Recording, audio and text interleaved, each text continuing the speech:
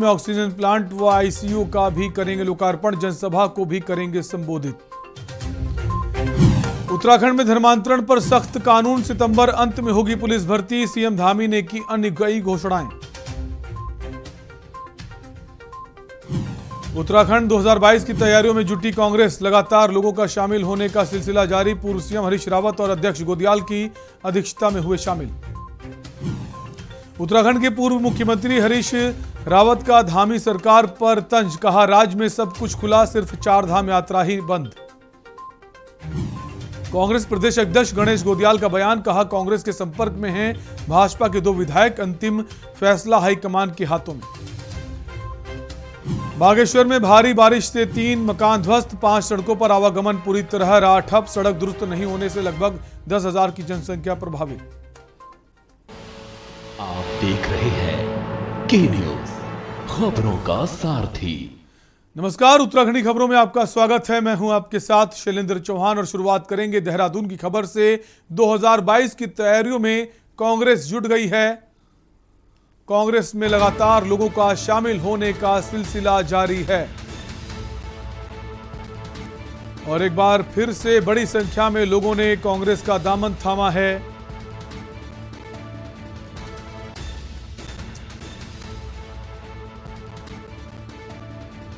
देहरादून से खबर, 2022 की तैयारियों में कांग्रेस जुट गई है।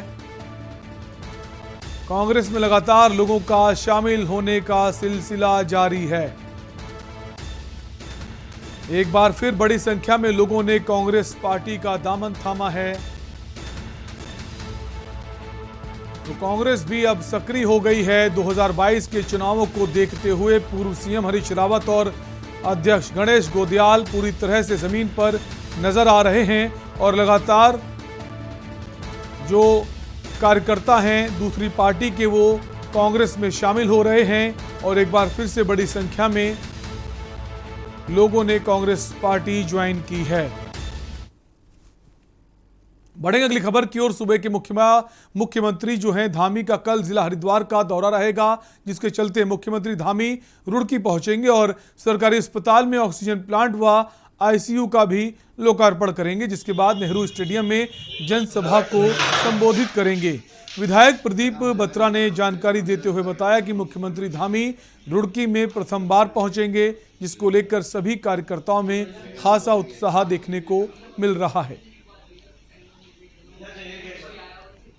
रुड़की में है और प्रथम बार उनके आगमन पर युवाओं में बहुत उत्साह है, कार्यकर्ताओं में उत्साह है। रुड़की की सभी जनता जो है उनका हार्दिक दिल से अभिनंदन और स्वागत करेगी और जगह जगह हम लोगों ने झंडे लगाए हैं, पुष्प वर्षा होगी और भव्य कार्यक्रम का आयोजन किया गया है। और हम चाहते हैं कि माननीय मुख्यमंत्री यहाँ पर आकर विकास कार्य की घोषणा करें और यहाँ पर जो है बढ़िया कार्यक्रम होगा और आने वाला जो उत्तराखंड है वह नया रूप लेगा। उत्तराखंड भाजपा में चल रहे विवाद के बाद आज कांग्रेस प्रदेश अध्यक्ष गणेश गोदियाल ने पत्रकारों से बातचीत में बड़ा खुलासा किया। कांग्रेस के जो नेता हैं वो बीजेपी में जाने पर उन्होंने कहा कि मुझे पहले इस बात का आभास था कि बीजेपी में कांग्रेस जैसा सम्मान नहीं मिलने वाला और यही हो भी रहा है। उन्होंने बीजेपी विधायक उमेश शर्मा काऊ की पार्टी से चल रही नाराजगी पर कहा कि बीजेपी में सब कुछ ठीक नहीं चल रहा। विधायक काऊ को समझना होगा कि उन्हें बीजेपी में कांग्रेस जैसा सम्मान मिलना असंभव है। इस दौरान उन्होंने स्पष्ट करके कहा कि उनसे किसी बीजेपी विधायक या मंत्री ने संपर्क नहीं किया, लेकिन कांग्रेस के वरिष्ठ नेताओं से जरूर बीजेपी के एक नेता ने संपर्क किया है। उन्होंने कहा कि वो अभी नाम बताने की स्थिति में नहीं है, समय आने पर जरूर इसका खुलासा करेंगे। नहीं चल रहा है, भारतीय जनता पार्टी में बहुत कुछ चल रहा है, अंदर अंदर खिचड़ी बहुत पक रही है। और उमेश शर्मा काऊ मेरे बहुत अच्छे मित्र थे, मेरे बहुत अच्छे मित्र हैं और बहुत अच्छे मित्र रहेंगे। मित्रता अपनी जगह है और राजनीतिक सोच अपनी जगह है। मैं जब ये लोग कांग्रेस छोड़ने की जब मुझे सूचना मिली 2016 में, मैंने उस दिन भी उमेश शर्मा काऊ जी को बहुत समझाया था, लेकिन अफसोस है कि वो मेरी बात उस समय नहीं माने और भारतीय जनता पार्टी के कुचक्रों में फंस गए।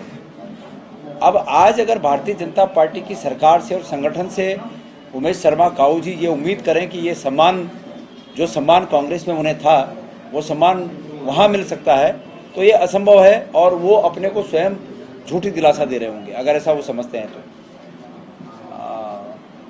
उन्होंने मेरे से कोई, जो आपने प्रश्न किया, मेरे से कोई संपर्क ऐसा किया नहीं कि वो ऐसी कोई बात है, या जिन दो लोगों का नाम तैर रहा है इन चर्चाओं में, किसी ने मुझसे ऐसा संपर्क नहीं किया। पर मेरी ये जानकारी है कि इनमें से एक व्यक्ति ने हमारे कुछ वरिष्ठ नेताओं के साथ संपर्क किया है, और मैं उम्मीद करता हूं कि जिन हमारे वरिष्ठ नेताओं के साथ संपर्क किया गया है उन्होंने हाईकमान को इसकी सूचना दे दी।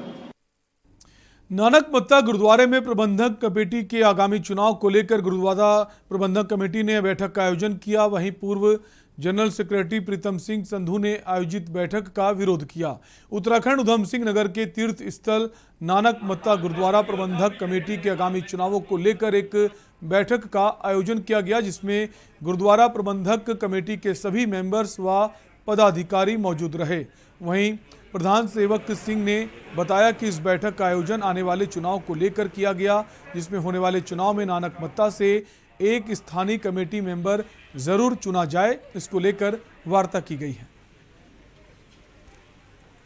चुनाव की प्रक्रिया आरंभ हो जानी चाहिए, इसलिए हमने 1 तारीख को एजेंडा जारी करके अपनी पूरी कमेटी को इन्फॉर्म किया था, एजेंडा भेजा था कि नई कमेटी की चुनाव पर विचार करने के लिए। तो उसमें से हमारे कुछ 16-17 मेंबर जब हम दूर पहुँचे, उन सभी 16-17 मेंबरों ने सर्वसम्मति से जब प्रस्ताव पास किया कि हमारी चोन समय से होनी चाहिए, हम सब आदमी सहमत हैं। और जो पिछली हमारी मीटिंग थी उसको भी उन्होंने अनुमोदन किया। उस मीटिंग में हमने कुछ विधान में अमेंडमेंट करी थी, और आज की मीटिंग में भी ये तय हुआ कि हम सभी मेंबर अकाल तख्त को समर्पित हैं। जो आदेश काल तख्त का आएगा हम उसको फाइनल आदेश में अग्री होगा। देखिए, आज जो बैठक थी वो कार्यवाहक सरदार धन्ना सिंह जो है उनके द्वारा बुलाई गई थी, जो कि असंवैधानिक थी, क्योंकि सरदार धन्ना सिंह के पास कानूनन तौर पे कोई ऐसा अधिकार नहीं था कि जो गुरुद्वारा प्रबंधक कमेटी की बैठक को बुला सकें। वो एक हमारे ऊपर यहाँ तो इन लोगों ने झूठा मुकदमा दायर करवाया था, उसके जमानत लेने तक मैं बाहर था, जिसलिए व्यवस्था की गई थी कि कार्यवाही तब तक कार्यालय का काम जो है लंगर का ना रुके, इसलिए व्यवस्था की गई थी। और चूंकि मैं 23 अगस्त को माननीय उच्च न्यायालय द्वारा मेरी जो जमानत वो स्वीकृत हो गई है और मैं आज यहाँ उपस्थित हो गया हूँ, और जो हमारे उप निबंधक महोदय कार्यालय से जो आदेश जारी हुआ था वो ये हुआ था कि जब तक आप वहाँ पर उपस्थित नहीं होते तब तक के लिए ये प्रोविजनल व्यवस्था चलाने के लिए इसको रखा गया था। और मैं यहाँ पर आ गया हूँ। हमारे आने के बाद हमारे माननीय सदस्य लोग सारे उपस्थित हैं और वो उन्होंने आज की बैठक जो है निरस्त कर दी है। देहरादून के मुख्यमंत्री पुष्कर सिंह धामी कल नेहरू स्टेडियम में जनसभा को संबोधित करेंगे, जिसके लिए पुलिस प्रशासन ने तैयारियां शुरू कर दी हैं। आज हरिद्वार जिले के जिलाधिकारी विनय शंकर पांडे और एसएसपी डॉक्टर योगेंद्र सिंह रावत ने नेहरू स्टेडियम में पहुंचकर तैयारियों का बारीकी से जायजा लिया। इस दौरान भाजपा विधायक प्रदीप बत्रा, भाजपा जिलाध्यक्ष जयपाल सिंह चौहान समेत भाजपा कार्यकर्ता काफी संख्या में मौजूद रहे। इस दौरान जिलाधिकारी विनय शंकर पांडे ने बताया कि सीएम के दौरे को लेकर तैयारियों को देखा जा रहा है।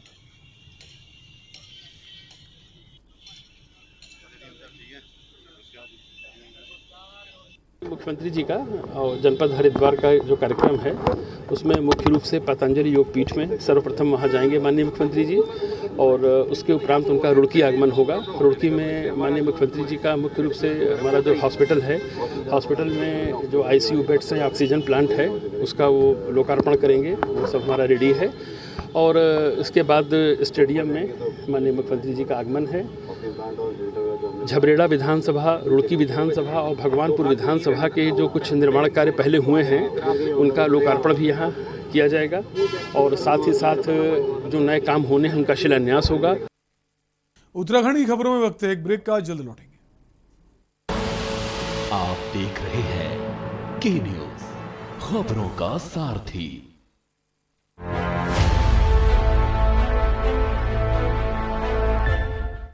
सुबह के लिए उड़ चला, गैरों खुशबू अपनेपन की ढूंढता दूर कितना भी जा, इस जुबान से दूर ना जा पाओगे। विमल, बोलो जुबान केसरी। जब पशुओं को मिलेगा प्यार और मिल्को मोर पशु आहार तो दूध बहेगा, मुनाफा बढ़ेगा। मिल्को मोर पशु आहार। आप देख रहे हैं के न्यूज, खबरों का सारथी। ब्रेक के बाद आपका स्वागत है। रुद्रपुर में आम आदमी पार्टी के कार्यकर्ताओं ने भाजपा सरकार का पुतला फूंका और जमकर नारेबाजी की। इस दौरान आप कार्यकर्ताओं का कहना था कि भारतीय जनता पार्टी की सरकार में भ्रष्टाचार हो रहा है और सरकार अपने आप को साफ छवि की सरकार बताकर जनता को गुमराह कर रही है।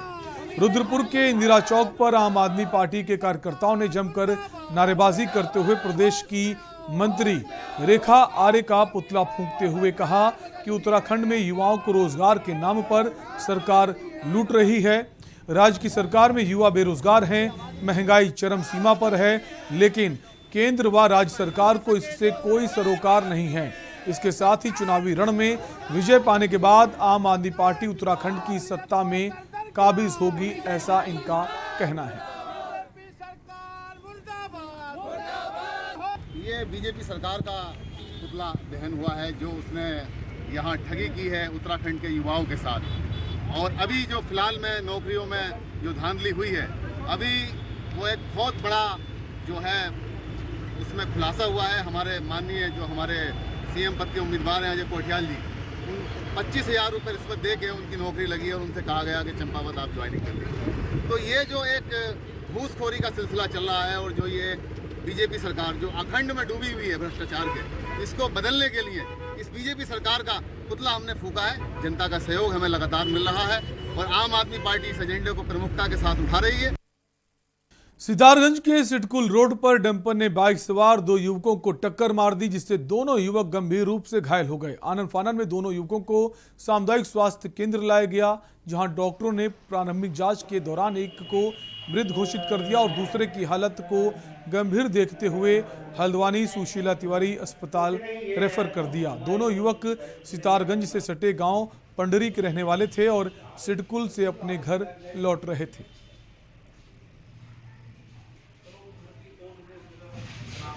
बस 2 लोगों को लेके आया गया था एक स्वाड द्वारा, जिसमें से एक की तो मौके पर ही डेथ हो गई थी, उसको यहाँ मृत लाया गया था, और दूसरा काफ़ी घायल था तो उसको प्राथमिक उपचार देने के बाद सुशीला तिवारी रेफर कर दिया गया है। ये दोनों लोग पंडरी के रहने वाले थे। नैनीताल में 11 सितंबर से 17 सितंबर तक चलने वाले ऐतिहासिक नंदा देवी महोत्सव के आयोजन की तैयारियों को लेकर श्री राम सेवक सभा में बैठक की गई। सचिव जगदीश बवाड़ी ने बताया कि 11 सितंबर को महोत्सव का शुभारंभ होगा और 12 सितंबर को मूर्ति निर्माण के लिए दल कदली वृक्ष लेने के लिए ज्योली कोट के लिए प्रस्थान करेगा।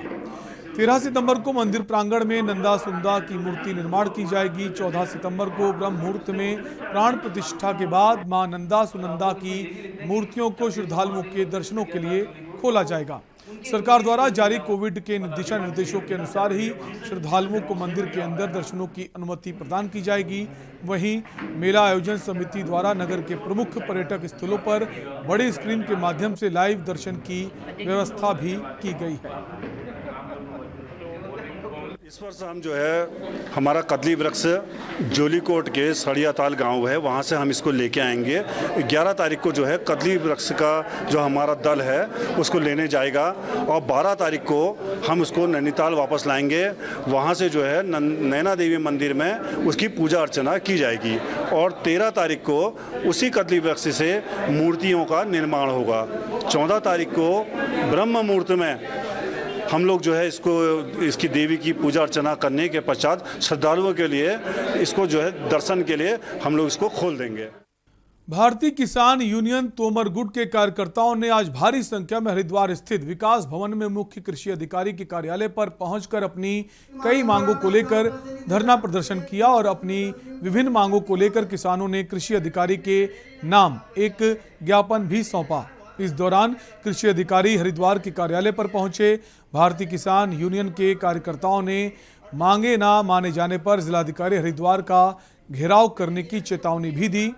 पूर्व के समय से हरिद्वार में ट्रैक्टर की खरीद पर 50% की सब्सिडी किसान को सरकार द्वारा दी जाती थी, जो वर्तमान समय में बंद कर दी गई है।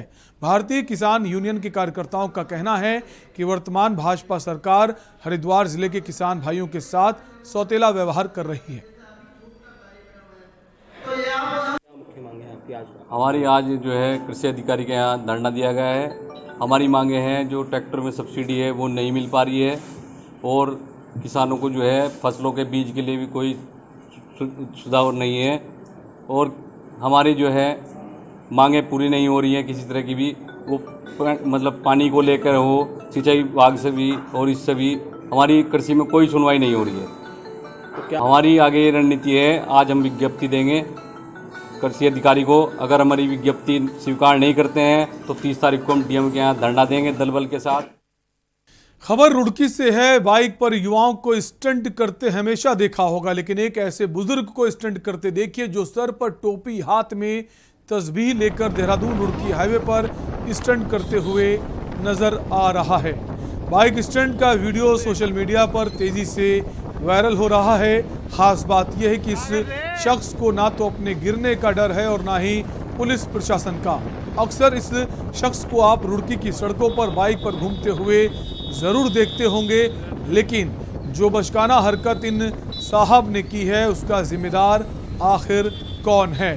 हालांकि अब से पहले भी ये जनाब इस तरह के स्टंट सड़कों पर दिखा चुके हैं, लेकिन इस बार इनका स्टंट करना कैमरे में कैद हो गया। वहीं इस वीडियो की जांच पुलिस भी कर रही है। वीडियो कब का है, किसने इसको बनाया, इसकी जानकारी अभी तक नहीं लगी है।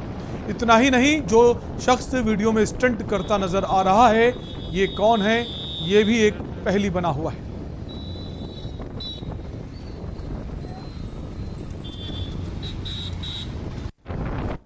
हिमालय दिवस के अवसर पर इको पर्यटन विकास समिति चोपता ने तृतीय केदार, तुंगनाथ एवं मिनी स्विट्जरलैंड चोपता में विभिन्न प्रजाति के पौधों के रोपण के साथ ही जन जागरूकता रैली भी निकाली है। इस दौरान भारी बारिश में इको पर्यटन विकास समिति से जुड़े लोगों ने चोपता तुंगनाथ पैदल मार्ग पर 11 भोज वृक्ष, 100 देवदार और 100 बुरांस के पौधे रोपित किए। इन भोज वृक्षों को चीरवासा उत्तरकाशी से लाया गया था। इसके साथ ही चोपता से तुंगनाथ धाम तक जन जागरूकता रैली निकालकर तीर्थ यात्रियों व सैलानियों को हिमालय के प्रति सजग किया गया, जिसमें हरिद्वार के पूनम खत्री, प्रेरणा गुसाई सहित कई राज्यों के तीर्थ यात्रियों, सैलानियों ने प्रतिभाग किया।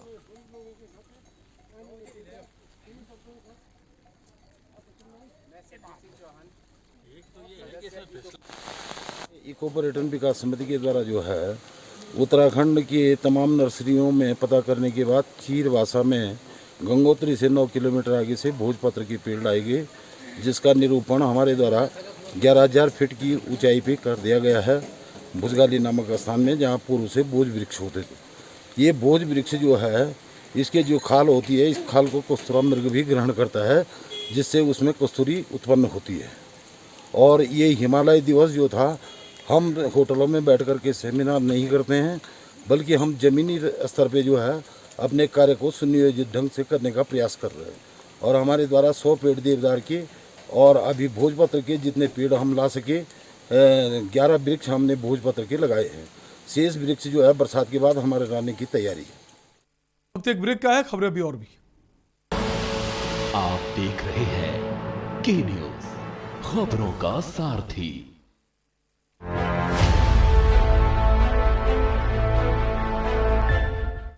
जुबान के लिए उड़ चला गैरों की ज़मीं पर, खुशबू अपने पन की ढूंढता।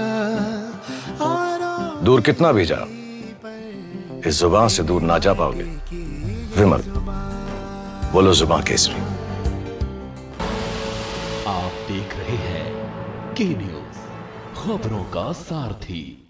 ब्रेक के बाद एक बार फिर आपका स्वागत है। रुद्रपुर में बहन के साथ प्रेम प्रसंग चलने के शक में भाई और उसके साथियों ने एक टेलर को पीट दिया। आरोपी की मार पिटाई के दौरान आरोपियों ने 3 राउंड फायर भी किया। वहीं पुलिस ने 5 युवकों के खिलाफ मुकदमा दर्ज कर लिया है। अब मारपीट का एक वीडियो सोशल मीडिया पर वायरल हो रहा है, जिसमें एक युवक हाथ में तमंचा लिए दिखाई दे रहा है और तमंचे को चलाने का प्रयास भी कर रहा है। वहीं पुलिस ने मामले में 2 आरोपियों को गिरफ्तार किया है, साथ ही तमंचा और जिंदा कारतूस भी बरामद किए हैं।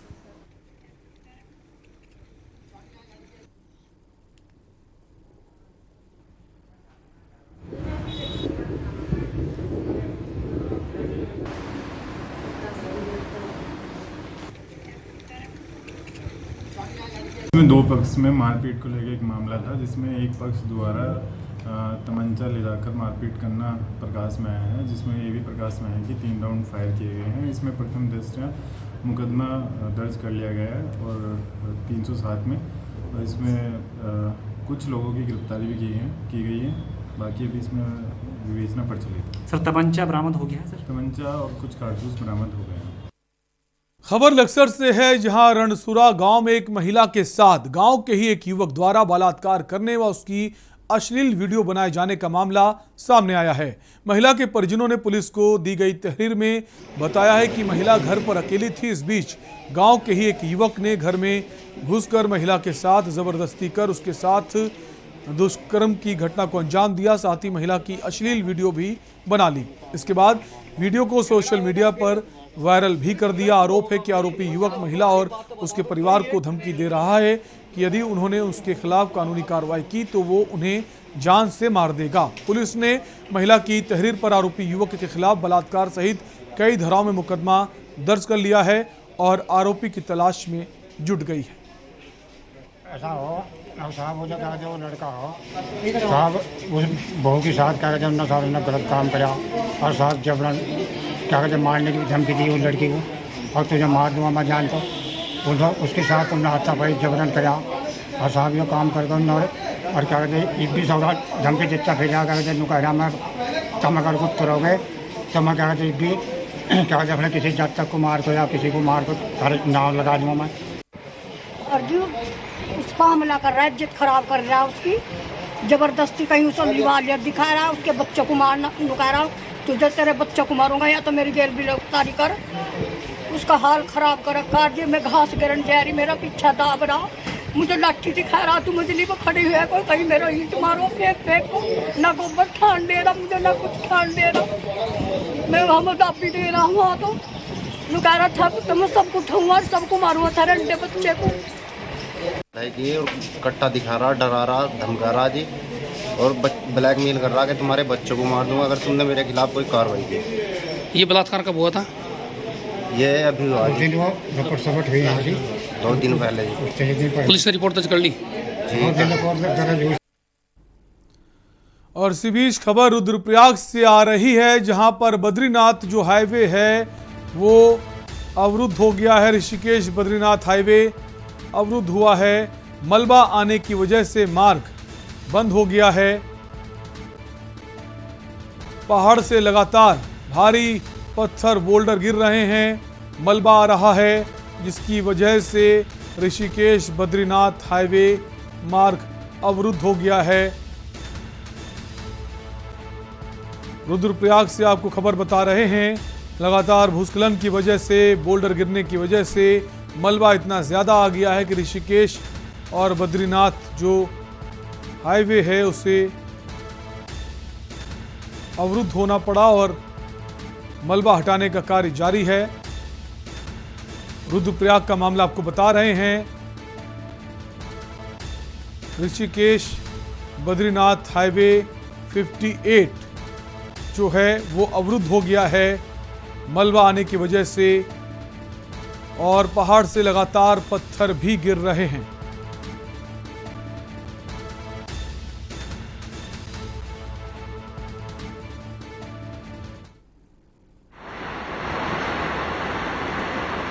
ये तस्वीरें आपको दिखा रहे हैं ऋषिकेश बद्रीनाथ हाईवे 58 की, जहां पर लगातार पहाड़ से आप देख सकते हैं पत्थर, मलबा, बोल्डर गिर रहे हैं। मार्ग अवरुद्ध हो गया है। तमाम सारी जो गाड़ियां आने जाने का जो रास्ता था वो बंद हो गया है। एक्सक्लूसिव तस्वीरें के न्यूज़ आपको दिखा रहा है। ऋषिकेश बद्रीनाथ हाईवे 58 की, जहां पर मार्ग जो है वो अवरुद्ध हो गया है, बंद हो गया है। लगातार मलबा गिर रहा है, पत्थर गिर रहे हैं, तमाम सारी गाड़ियों की कतार वहां पर लग गई और आवाजाही का रास्ता पूरी तरह से इस वक्त वहां बंद हो गया है। एक्सक्लूसिव तस्वीरें के न्यूज़ आपको दिखा रहा है।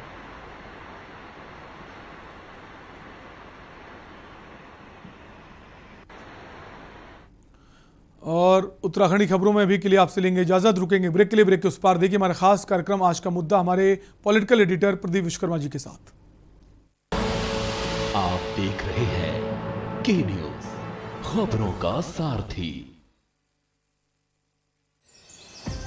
हमें विश्वास है नए भारत पर, इसकी नई गति पर, मुश्किलों से मिलकर लड़ने के हौसले पर।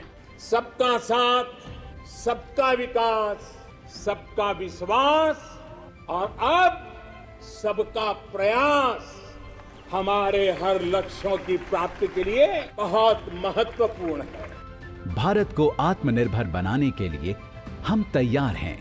नए भारत के निर्माण के हम सब भागीदार हैं। अपने आयकर की कुल अग्रिम राशि का 45% 15 सितंबर 2021 तक अवश्य जमा करें। कंपनी, कॉर्पोरेट्स या फिर सैलरीड एम्प्लॉइज जिनकी TDS, TCS कटने के बाद भी कर देयता 10,000 या उससे अधिक है तो फिर एडवांस टैक्स देना आवश्यक है। प्रत्येक आयकर दाता एक राष्ट्र निर्माता।